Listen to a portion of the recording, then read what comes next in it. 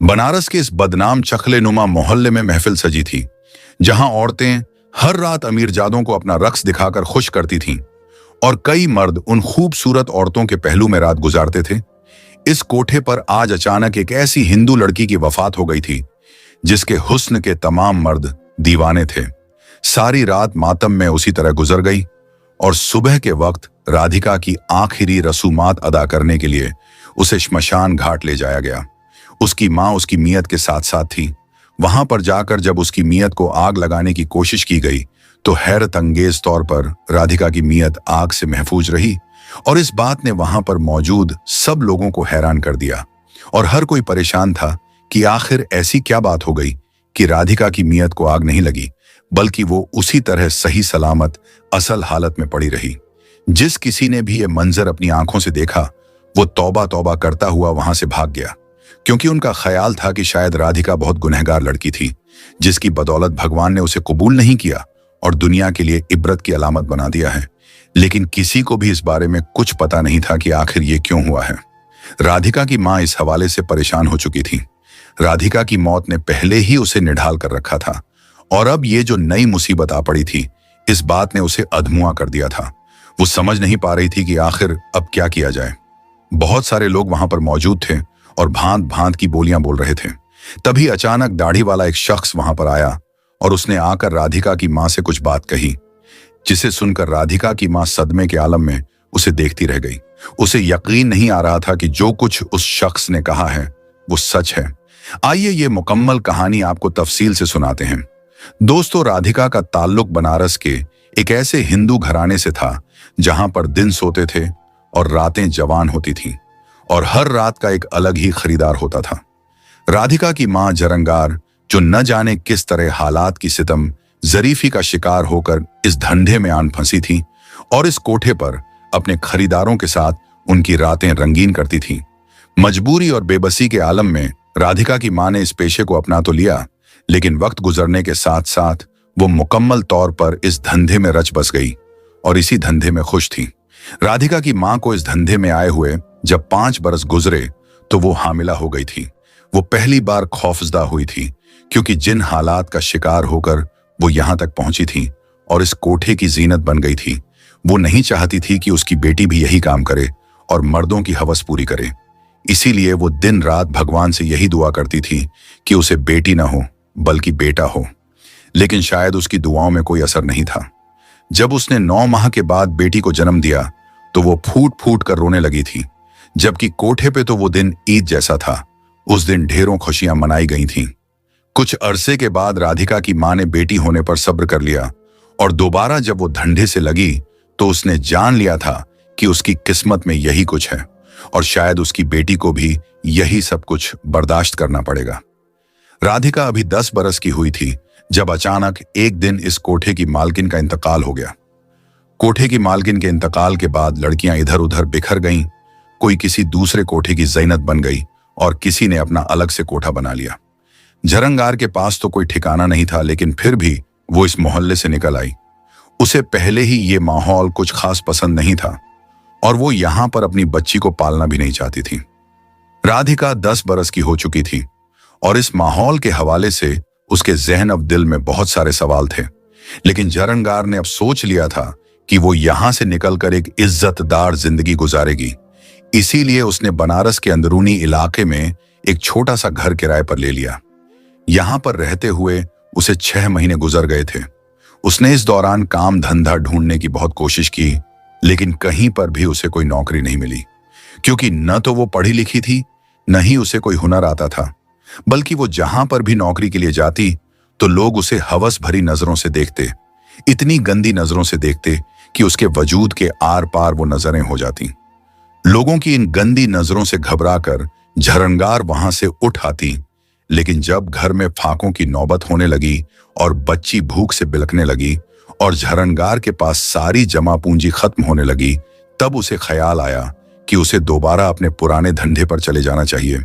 इस तरह तो घर में फाके शुरू हो जाएंगे और झरंगार को अब अपने से ज्यादा राधिका की फिक्र थी। यही सोचकर झरंगार ने सबसे पहले अपना इलाका तब्दील किया और बनारस की उस बदनाम गली में चली गई, जहां पर बाकायदा कोठे तो नहीं बने हुए थे, बल्कि घरों में ही औरतें ढके छुपे अंदाज में ये काम कर रही थीं। वहां पर पूरी गली में सिर्फ औरतें ही थीं जो घर किराए पर लेकर रह रही थीं और किसी न किसी तरीके से वो इसी काम में मुलव्विस थीं। यहां पर भी शाम के बाद हर घर के बाहर एक गाड़ी आकर रुकती और उसमें से कोई रईस आदमी या फिर कोई अमीर ज्यादा नशे के आलम में निकलता और बड़ी रौनक के साथ इस घर में दाखिल हो जाता।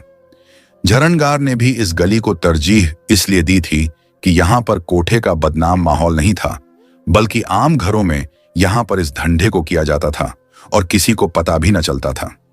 झरनगार ने भी बाकायदा इस धंधे का आगाज कर दिया और अपने पुराने ग्राहकों से राब्ता करने की कोशिश करने लगी। यूं जल्द ही उसके पास भी ग्राहक आना शुरू हो गए। शाम के वक्त वो अक्सर राधिका को जल्द सुला देती और खुद अपने ग्राहकों के साथ मसरूफ हो जाती। कभी कभार जब राधिका उठ जाती तो मां से सवाल करती। पहले पहल तो झरनगार बात घुमा देती और बेटी को बहला लेती, लेकिन फिर झरनगार ने आहिस्ता आहिस्ता उसके जहन में इस धंधे के हवाले से बातें डालना शुरू कर दी, क्योंकि झरनगार जानती थी कि उसकी उम्र अब ढल रही है और वक्त के साथ साथ उसका हुस्न कम होता जा रहा है। ग्राहकों की दिलचस्पी झरनगार में कम हो रही थी। इसीलिए उसने राधिका को इस धंधे से लगाने का सोचा, लेकिन जब तक राधिका 15 बरस की नहीं हो जाती थी वो उसे धंधे पर नहीं बिठा सकती थी। इसीलिए आजकल वो राधिका की खुराक का बहुत ख्याल रखती और उसे आहिस्ता आहिस्ता इस धंधे के असरा और रमूज समझाने लगी थी। राधिका नासमझी से अपनी मां की शक्ल देखती रहती। वो ये सोच भी नहीं सकती थी कि उसकी मां ऐसे धंधे में मुलव्विस है जो बेहद शर्मनाक है और जिसे खुलकर किसी को बताया भी नहीं जा सकता। उसकी मां के पास हर रात एक नया ग्राहक आता था। राधिका इससे पहले ही खुद को कमरे में बंद कर लेती थी और कमरे में बैठकर रोती रहती।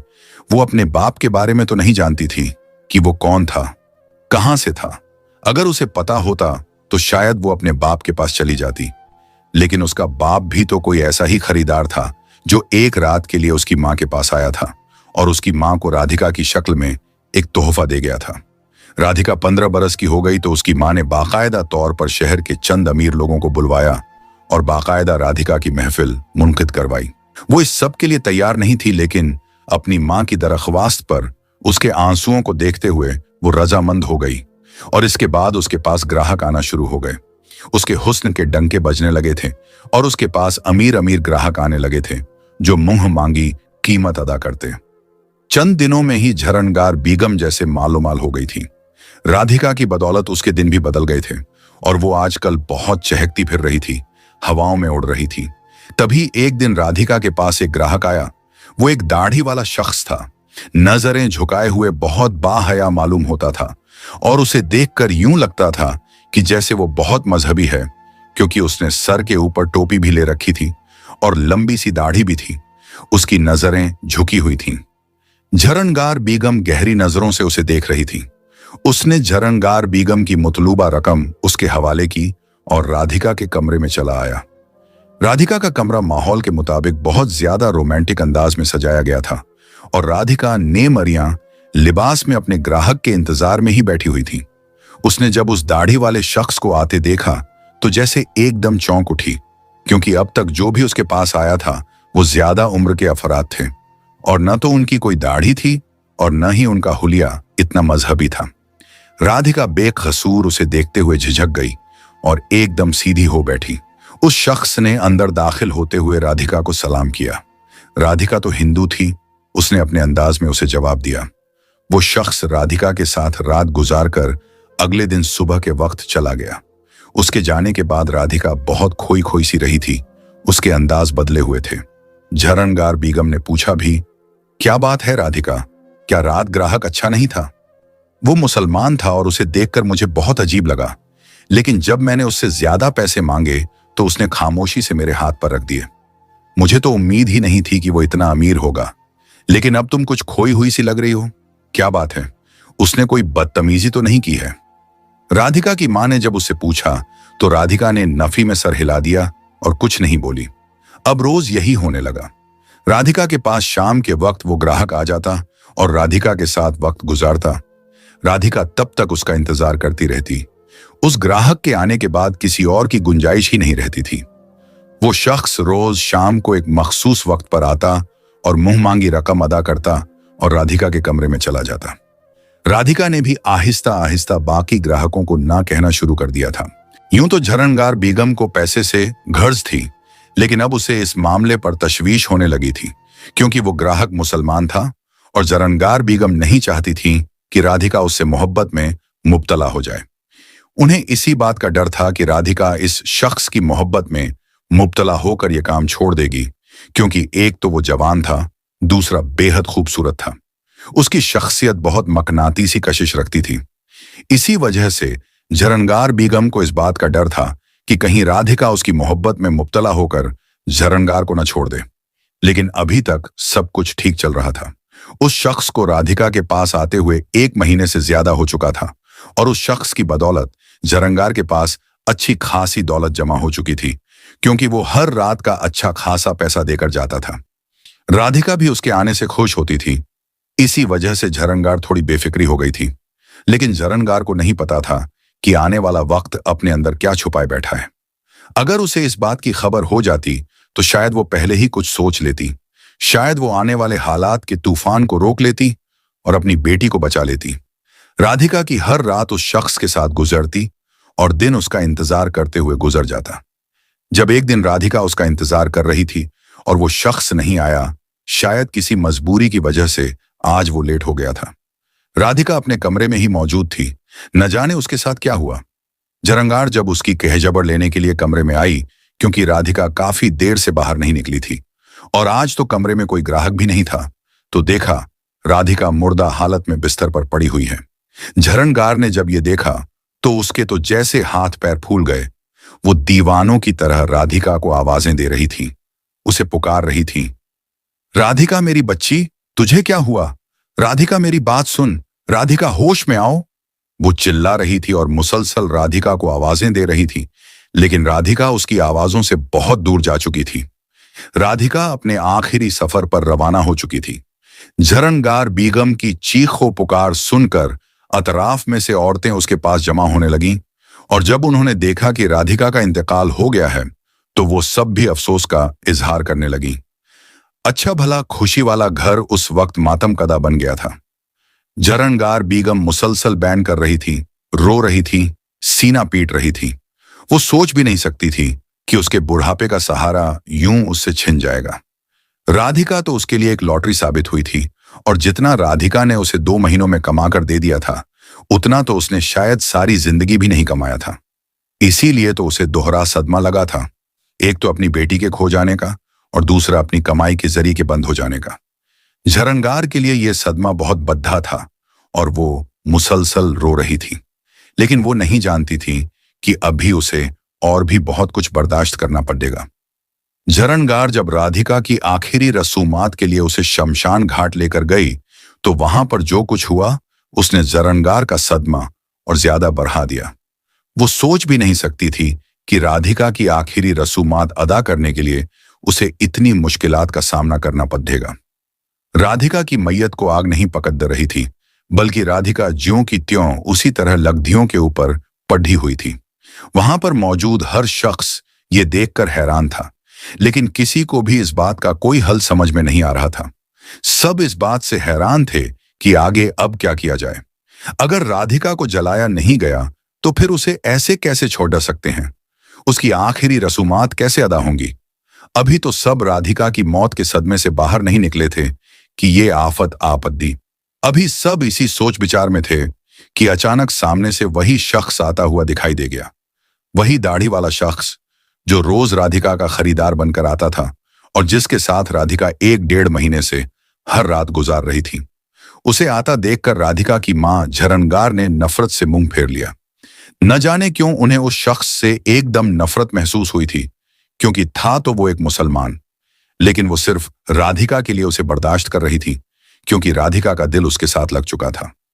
तभी वो शख्स झरनगार के करीब आया और उसने आकर उसे अदब से सलाम करते हुए राधिका के लिए इजहार अफसोस किया और कहने लगा, मैं आपसे कुछ कहना चाहता हूं।